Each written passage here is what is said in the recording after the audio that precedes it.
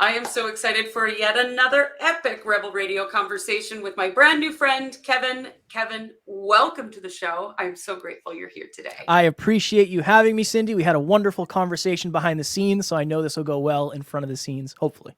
Oh, of course it will. And it's Rebel Radio, so you never know what's going to drop on the show. That's a fact. That's a fact. So before we went live behind the scenes, I was sharing a little bit of your numerology with you. And I'm curious what stood out to you, or what was kind of like this, whoa, kind of thought that went through as I shared that with you. Yeah, you said I am a king of hearts, and that's somebody who is a community builder. And I believe you used the phrasing benevolent leader. And I said our goal is really holistic self-improvement. And I want to be the person who creates the best community. I want to have a warm, authentic community. And I always say we don't have fans, we have family. So that is very aligned with what we're creating. And that means I am on the right path. So I appreciate that. Yeah, absolutely. I love that. And I think I actually used the word spoken like a true king of hearts. You did. Yes. I appreciate it. So we here as numerologists, we believe that numerology is the fastest path to understanding who you are. But I want to know from your perspective, who is Kevin? Oh, man. Kevin is a person who wants to use his own pain and lack of awareness that created the desire to become more aware to help other people find their awareness. I really believe at the deepest level, self-awareness is the superpower, because when you understand yourself at a deeper level, you start to understand everything else at a deeper level, and you can understand other humans. So Kevin is somebody who wants to help people become more self-aware so they can become more holistically successful in life, whatever that means to them. I love that. That resonates with me so much. My clients will tell you I sound like a broken record. Awareness is everything. Yes, 100%. I always say hyper conscious. Yeah. That was my initial dive into podcasting, was hyper conscious. That was acutely aware. I want to know why everything is the way it is, especially with myself. Why am I reacting this way? Why am I avoiding this? Why am I chasing this? It's such an important question to ask. It's only 3 letters, but it's one of the most important questions you can ask. I love that. I remember when I was a little kid, my mom was constantly like, why do you keep asking why? Right. It's that curiosity of, I just want to know. I want to understand, right? And I think that just serves humanity so well to constantly be curious of why am I behaving like that? Why that reaction? What's happening? What's under the surface there, right? Yeah. It's the only way. It's the only way. The only way. I love it. So tell us a little bit about what you do, the nature of your work, who you serve. Yeah, so I'm a podcaster first. That's what I always say. That is the core of my identity. I am a podcaster who does 7 episodes a week on one show, and I also do another episode a week for another show that I have. And what we do is we help people level up their life, their love, their health, and their wealth. We take a very holistic approach in terms of all those things, but also we want to help people change their identity and then give them tactics to use with their new identity. And we serve dream chasers.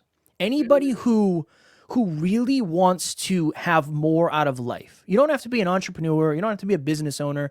You have to be somebody who's hungry for a brighter future. That is who we serve in a nutshell. And predominantly what we found is it's women or feminine energies is really what I never expected that as a tattooed bodybuilder, but that's what happened. And I'm very, very grateful it did, because I've learned so much and I love the opportunity to serve that community.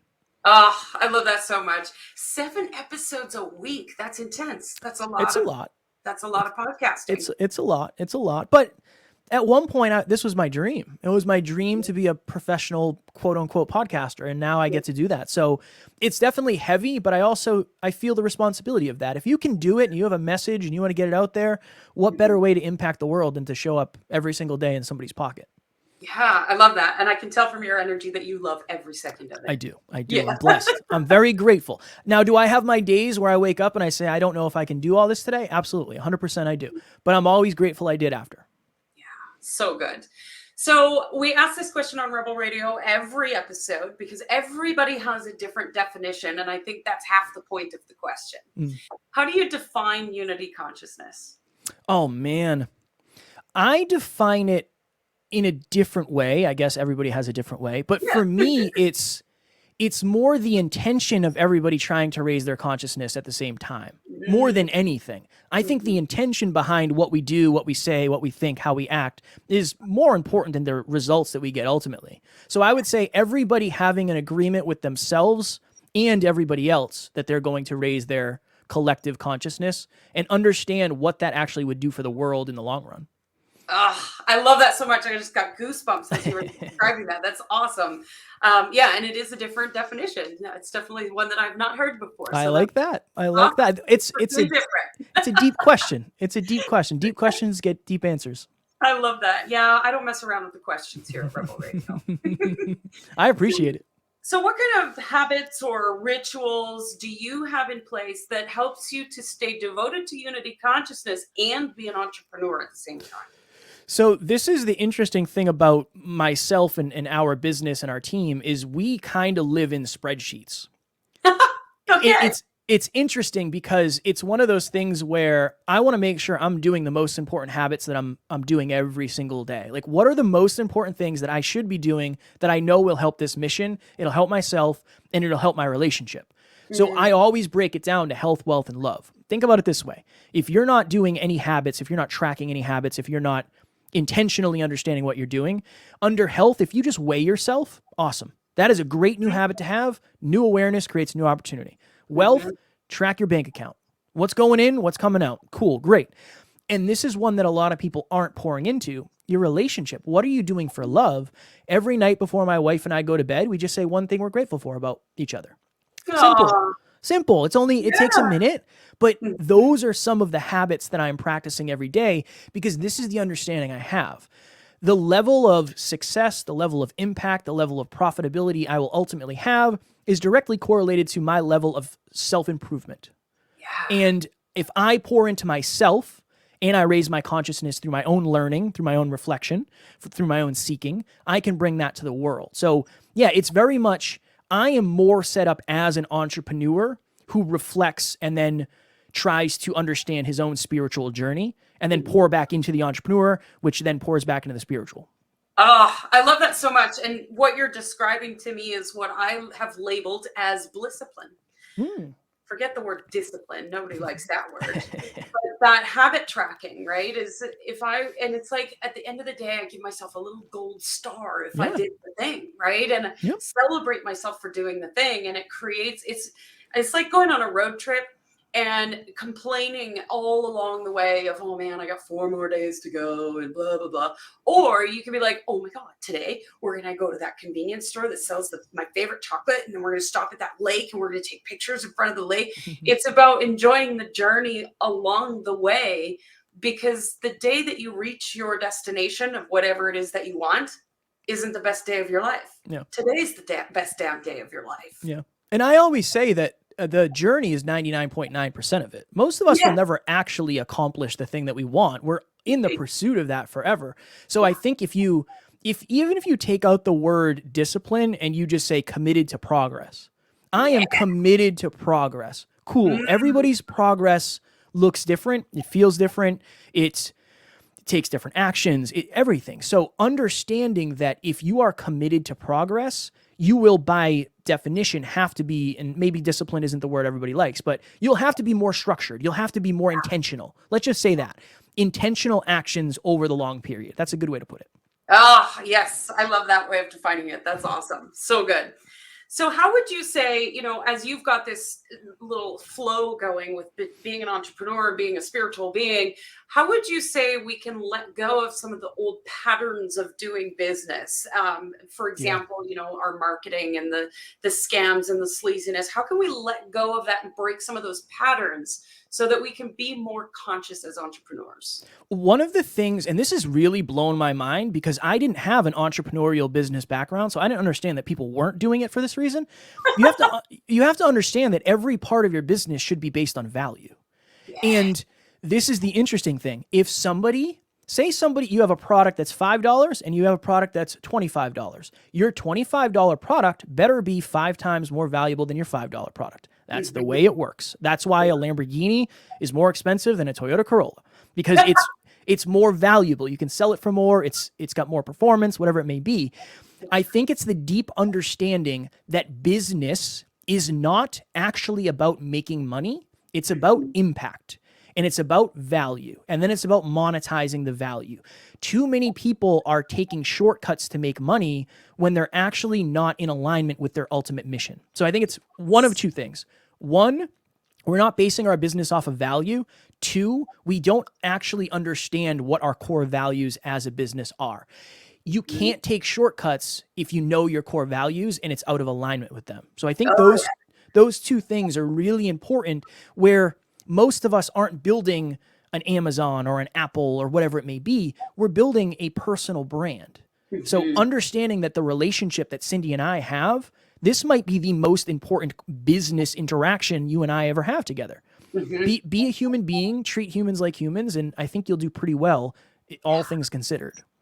I love that. And I love that you bring in, business values and our core values and staying in alignment with that. I know from personal experience, when I take action outside of my values, it's very fucking painful. Yeah. And it feels gross. It feels awful. Things don't go well. It always fails. Yeah. And so that's one of the things that I work with my clients. What's the most important 3 things to you? What are your top 3 values?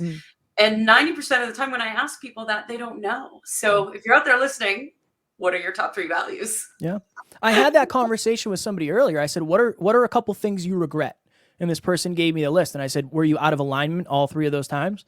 And they're like, yeah. I said, then obviously regret can be a lot of things, but that's one of the telltale signs. Regret is you being out of alignment, or you looking back now with a raised level of awareness at an old version of you who didn't have the awareness, and you're saying, how did that ever happen? But yeah, that's a good thing. What did I regret today? Was it because I was out of alignment? How do I avoid that tomorrow? Yeah, I love that. That's awesome. All right, so we've touched on the conversation of wealth a little bit, but how do you define wealth? Wealth for me is being able to having the ability to do whatever I want, whenever I want, with whoever I want, wherever I want. It's really just having the ability to do, the freedom to do anything. That's what wealth is to me. Now, the interesting thing is, I think a lot of people, and there's nothing wrong with this, but make sure your definition is correct for you. For a lot of people, wealth is having enough money where I don't have to work anymore, or having freedom where I don't have to work anymore. Just understand that if you're working so hard so you don't have to work anymore, that's where weird things start to happen. Right. And I tell podcasters that all the time. If you're starting a podcast with the end goal of not having a podcast so you can have some life of freedom, you're doing it wrong. And it's most likely not going to work. So that's what it means to me, but I think it means something different to everybody else. And honestly, sometimes you have to figure out, oh, yep, that's what I thought it was. That's not what it actually is. Let me go back to the drawing board. Yeah, I love that. And constantly redefining it, right? As we grow and evolve and become more conscious, then we can start to see other pieces of it that we may not have known before. Yeah. And there's the other thing too of wealth monetarily might be doing whatever I want, or even in that context, doing whatever I want means having the physical capabilities also to do it. If I want to go climb a mountain, I want to be, certain that I can actually do that physically. Yes. And with whoever I want means I want to make sure that the relationships I have are of core values, and they're of the character traits that I want, and they're of love. So understanding that it is health, wealth, and love, even though most people consider wealth monetary more than anything. Yeah, I love that. And for me, wealth is holistic, where it includes all things, because we see so many people with all the money and their relationships are falling apart and they're miserable. Yeah. To me, that's not a good example of wealth. Yeah. That's just monetary wealth. If you have the relationships, you've got the health, you've got the spiritual connection, you're living on purpose and expressing yourself, and the dollars are showing up, then we've got wealth. Yep, 100%. I love it. So what's one thing that you've discovered about yourself along your journey as an entrepreneur that has helped you to grow? I am insecure as hell. With many things. My business partner is a very intelligent human who is just world class, like one of the smartest people maybe on the planet, which is wild to even say. But in the very beginning, it was very hard for me to give credit where credit was due. because I was afraid. What if this person realizes their greatness and they leave me behind? What if I'm not good enough? What if I'm not smart enough? I'm not a good enough speaker, whatever. I'm not a hard enough worker. Understanding that I can actually become aware of my insecurities, make friends with them to the level where I see them coming, and then actually stop them from happening, or just say, hey, Cindy, just an FYI, I'm triggered right now and I'm a little bit overwhelmed and I'm feeling a little bit of lack. Just bear with me as I try to get through this state change that I'm dealing with. That understanding is just so powerful because at least you feel like you're in control. So yeah, understanding and trying to, within the best of my abilities, control my own insecurities and my state. That has been a very important thing for me. I love that. And, it all comes down to the awareness and acceptance of your feelings, of being able to feel your feelings. And our society has told us, numb it, dumb it, drug it, alcohol it, Netflix it, shove it under the carpet, pretend it doesn't exist. And I think that's where one of our biggest challenge as humanity is this trying to numb our feelings instead of just feeling them and acknowledging them. I think it's so important. It's painful. That. It's painful at times, but easy, and it's so worth it. 100%. So worth it. I love that. So if you could share anything with our audience about about being an entrepreneur, about what it's like, what would be one thing you would share with our audience? One of the things that I see that is so surprising to me is everybody has a misconception of how it's supposed to work. I think we all have this misconception that we're supposed to start something and a year later we're going to be the best in the world and we're going to have a bunch of customers and clients and listeners and whatever it may be. Same. In the beginning, I think I was. Yeah. This is the understanding. Many of us are being told that we're signing up for a 1 mile sprint, when being an entrepreneur, being a business owner is a marathon. Yes. If you go in with the understanding of I'm running 26 miles, you'll pace yourself differently. Your expectations will be different. But if you go into a 26-mile race with a sprint, you're going to lose because unless you're a world-class athlete, you can sprint that entire time. The understanding for most people is the expectations completely determine the results and the experience. Many people quit because they don't think they're making enough progress, when in reality, they just have their expectations mixed up. That's the biggest thing that I have seen, for sure. Quitting is the reason most people don't win. It's not because they did it long enough and realized they couldn't. They just quit early, usually. Yes, I love that. We see on its social media especially is famous for giving us the overnight success. Oh, yeah. I went from 0 to 60,000 and at midnight, right? And that's just bullshit. It doesn't happen that way. I remember way back when I had never done a Facebook Live. I had never been on video, ever. And everything in my numerology says you're a speaker. And I'm looking at this numerology chart going, I don't know about this. But I decided to step into the possibility of it because I wanted to be a speaker. I can promise you that very first Facebook Live was awful. Oh, yeah. It was so bad. But I went into it without any expectation. And from there, I did a Facebook Live every single weekday for 4 years straight. Now you put a camera in front of my face, I'm like, hey, I'll talk and I'm great at speaking and I can share anything. But I did not start that way. Yep. And it did not happen after the first Facebook Live. Yeah, we drastically underestimate what's possible in the long run. Our first year as a podcast, we got 1,050 downloads. We got 3,500 downloads a couple days ago. We're getting more in a day than we did in the first year. But if we stopped after the first year, we would have said, it didn't work. Of course it didn't work. It did work compared to where you were when you started, but the expectations. It's so important to make sure your expectations are accurate in anything. I love that so much. Oh my gosh, Kevin, I have loved this conversation. Likewise. Thank you so much. But as always, we end the show with one last question. What do you dream of for the world? Oh, man. I dream of a place where people take responsibility for their actions. And what I mean by that is two things. One, they take responsibility for their mistakes. Two, they take responsibility for their victories. If you can take responsibility for your losses, but not your wins, that's a good room for improvement. If you can take responsibility for your wins, but not your losses. That's another good improvement. That's part of being well-rounded. So everybody taking responsibility for the good and the not so good. I'd like that very much. Oh, I love that so much. Thank you for sharing that with us. Of course. Thanks for being on the show today, Kevin. My pleasure, Cindy. It went by fast. It usually does.